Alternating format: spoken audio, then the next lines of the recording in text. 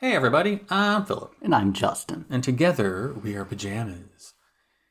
And we just watched A Quiet Place 2, aka Quentin Tarantino's favorite movie. This is how we rang in the new year. Yes. So Happy New Year to anyone listening. We started before midnight, it ended after midnight. So we brought in the new year with A Quiet Place 2, a movie named for what we both wish we could have.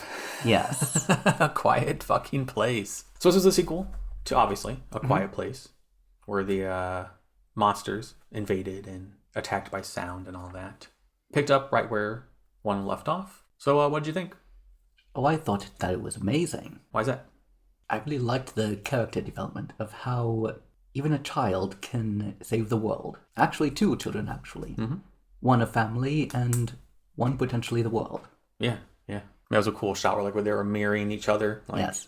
Both using the sound as a weapon and then picking up the actual weapon and then both.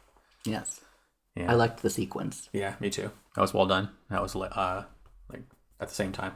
I mean, with most things, there are plot holes. There's a little here and there, but usually with horror, I'm a little more forgiving as far as those kind of things, like inconsistencies. Like Marcus, the kid who hurt us, got caught in the bear trap, was walking around pretty good.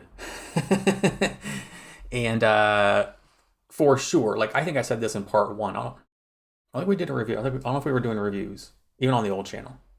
I don't know if we did Quiet Place, but I think me and TJ talked about it. And I said that the mom's foot would have been infected. Yes. He had bear trap gashes. He's going to need more than alcohol poured onto it. Yeah, and some bandages. Eek. Dang. But even, that's just me being super nitpicky. And there's other things that I did kind of wonder about or write down in my notes. So when we get to the notes, I'll talk about them. Overall, I thought it was a decent sequel.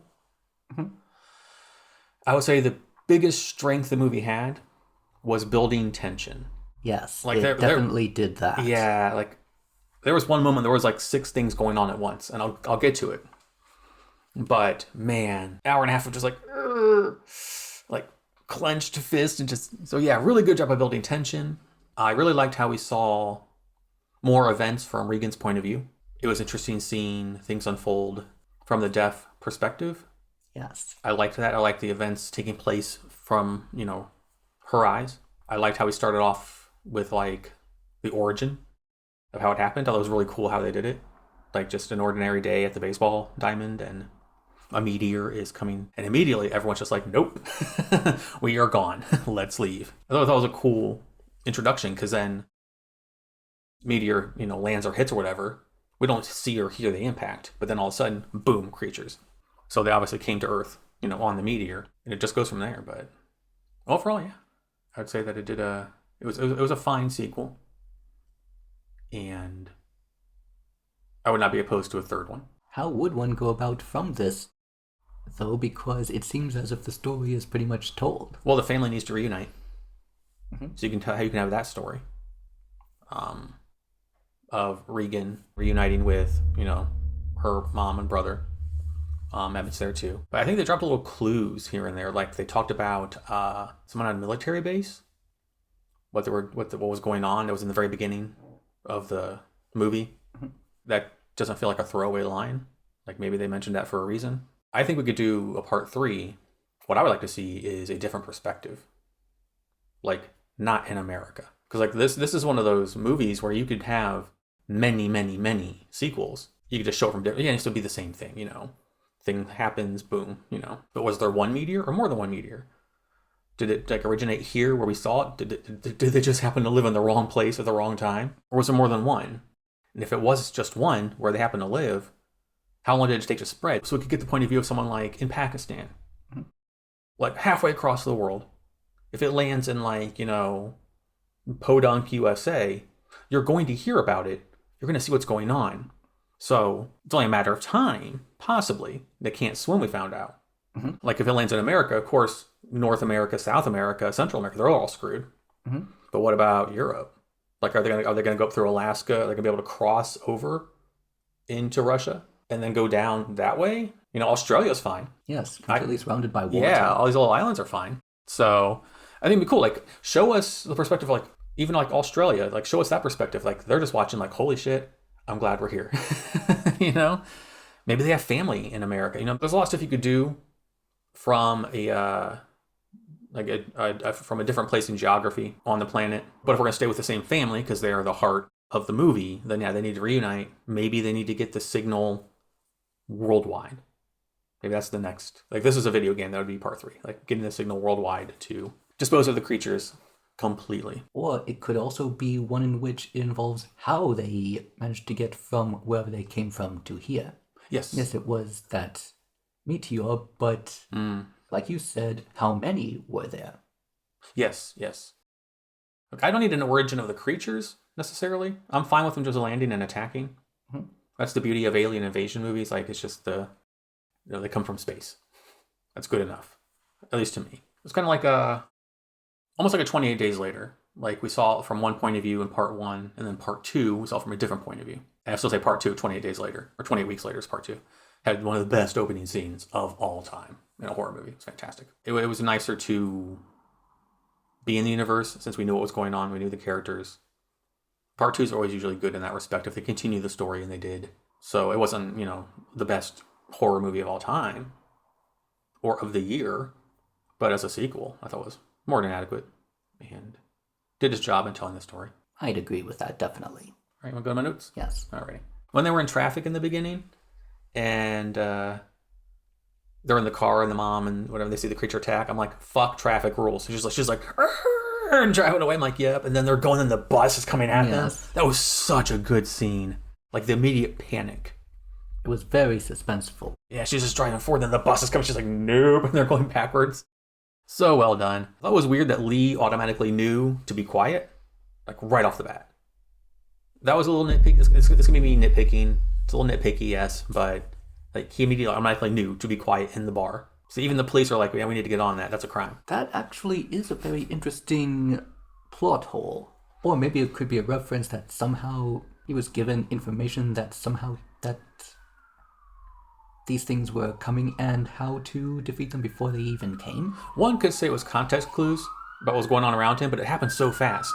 So that's like, okay, it was a little like, I complain sometimes in like Doctor Who, where they come up with an idea and that conclusion is the right one instead of being more like, well, this could be this, or it could be this, or it could be this. No, this is it. Let's go to this. Like in movies and TV shows, I'll complain about that sometimes. Mm-hmm. So that was a little to me, but I'm not going to harp on it. It's fine. Like you said, military base. What if maybe this part 3 could be of how maybe this wasn't humanity's first contact with these things? That maybe not. Out in space, maybe on the moon. Well, they're attracted by sound, so maybe they heard kind of like one of our stupid transmissions into space that we do because we're stupid, humans. They were like, hey, we hear a noise. Let's go. Let's ride this meteor. That is one possible explanation for how somehow, despite being in a panic, that he somehow came to this quick conclusion. Yeah. At least people were shushing each other correctly this time. Oh god, I ranted so bad. I remember, I think it was on the podcast with TJ, because he was like, shh, you can't see me because I'm doing it, but I'm like, shh. In the first one, no one goes shush like this. No one. Ugh. Irritated me. And then I wrote, this is how like an invasion would actually begin. Like, it's always like, we're been invaded. It's always like so like official and government and political, but no, this is just like small town people doing something. Boom, invasion, panic, holy crap. I like that. I thought it was a cool opening. Well, yes, that does make it a bit more realistic. And then they decide to leave the farm because they see smoke, like in the distance. As they're going, they jangle some bottles, which causes them to run because the creatures are coming. And then Marcus gets caught in that bear trap. Yes. And I gotta give it up for that kid's name's Noah. Good acting, like acting scared, and the mom's just like, breathe, and she's because he's very, he's anxious. He always has like anxiety about stuff, which I can completely identify with. Yes, and of course, being in that much pain, yes, I would definitely want to be crying and screaming for definitely much longer than he was. Exactly, yeah. But he does a good job. Everyone does a good job yes. in the movie, but I thought he did a really good job again in this one. And then they find Emmett. He's like, you can't stay here, you have to leave. And she's like, Emmett, lifts up the basket, and I'm like, baby guilt trip. Yes. I'm like, no one asked you to have a baby during, like, a freaking alien apocalypse. Is it his fault you were irresponsible? No. Do you just happen to have the quietest baby ever? Yes. It is actually something that I was wondering about. Since, well, babies aren't exactly the most quiet of people. Yeah. So I did sometimes wonder, is this baby going to cry for some reason while they're out going about? Never did. It seems like it's a serious liability of theirs to have. Yep, exactly. But then they get there, they're being chased by the creatures, and we don't know Emmett is Emmett yet. Mm-hmm. But he's all like, here, get in this furnace. And I'm like, at first I'd be like, I don't want to get in the furnace. I'm good. This feels like a salt trap. No, thank you. Then we had a conversation between Emmett and Evelyn where he talks about, you don't know what, you don't know the kind of people that are out there. I do. Which I wrote in my notes, foreshadowing. Which we got. So it was cool. Then we had Regan go off on her own because she wanted to go to this island. She figured out what the, Beyond the Sea. So Regan hears that song and then deciphers it and decides it's an island and all that stuff. She's going. And I thought it's going to be tricky for her because she can't hear how loud she is. And it's going to be hard for her to communicate. So if she didn't run into Emmett then or get into that train, let's say she ran into like the feral people first. How can she, and that's not a plot hole. That was just like me like pondering. Like what if, The only thing that I could think of, it would take a long time, but I suppose that she could write something. That's true, yeah. Which I suppose is actually something that they don't do too much in these Quiet Place films because, well, that would take too long. Yeah. So they use sign language instead. Yes. And then when they talk about the island, I wrote, can the creatures swim? Are people on islands safe? Sorry about the traffic, y'all. We're recording. It's New Year's Eve. It's New Year's now, technically, so people are still raring to go. So I wrote, can the creatures swim? Are people on island safe? No, they cannot, and yes, they are. Until one manages to get there by being patiently on a boat. Yeah, it's just gonna float along. Again, it's fine. Like, I'm not gonna bitch about it. It was just kind of like, okay, they finally arrived to the island, and then they bring a friend with them. Like, wouldn't the people on the island be pissed? Like, we were fine here before you came. Even though now we have a way to defeat these things, but it cost us like almost the entire island of people here. And then when I saw Marcus walking on the dirty floor, I wrote, at the very least, his foot is going to get infected. At the very, very, very, like, it was foot and ankle and everything. But even then, the mom, Evelyn's fine. So, speaking of, when she was at the drugstore getting supplies, because she retreaded, like, the path. Like, she saw her youngest son's grave marker from where he got killed in the first one. Spoilers, obviously. Come on, people. And then she went to the pharmacy. And then, in the opening shot when Lee was in the pharmacy, they were panning by, and you saw them pan by those rocket toys. Yeah, it's like, ooh, ouch, in the feels. But when she was grabbing all the stuff, I'm like, just take all the pills with you. Grab all the pills. Why not? Grab all the pills. There are so many pills. Take them all. It's the end of the world. Live it up. With some acetaminophen. Maybe she's, it cannot exactly be theft because stealing from whom? Yeah. But the only phrase I can think of is that, well, maybe she's a polite thief. There you go, yeah. Just take what you need. And then the best sequence in the movie was when there were, like I said earlier, there was a bunch of stuff going on at once. So, the most tense the movie was, and the best paced part of the movie, well, the most fast paced, but it was just like boom, boom, boom, boom, like all these layers of tension. We had Marcus and the baby. The creature was outside. The baby's tank is running low. The door shut on them. They're stuck with all these things going on at once. Baby's tank is running low. They're caught in the thing. The creature's outside. At the same time, we have the mom coming back with all the stuff. She sees what's happening. Holy shit. At the same time this is going on, we have Emmett and Regan. They're being attacked by the strangers. Well, they're being cornered by them. So we have like this amping tension. The mom's coming back. The Marcus is in the furnace with the baby. And Regan and Emmett are on the docks. And then it's like, strangers are coming. The monster is coming. the mom is coming, and then the creature's attacking. They have to get in there. The tanks run low. They're trapped in there because the thing's shut. They're going to suffocate and die if they might have enough oxygen in the tank to survive. Well, the mom get back in time. She's walking back. She sees what happens. She's cornered by the monster. Holy crap. She tries a lot on fire. Holy crap. Sprinklers come on. Makes ambient noise for it to be distracted by. At the same time, we have Regan and Emmett on the docks being surrounded by the strangers. Are they going to attack? What are they going to do to her? Oh my God, this is creepy. And it's just like, that was then, ironically, the monster comes to the rescue. Exactly, yeah. Yeah, so even we talking about it, it's just like, it's just like so much stuff. Like, that was such a good part of the, like, that part of the movie was just like, oh. Because what I liked about the first one gave us the idea of unpredictability when the youngest died.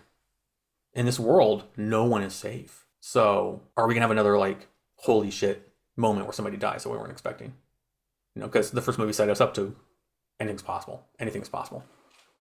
So I wanted to shout that out because I thought that was a really well done sequence. Then there was so much going on, I ran out of breath.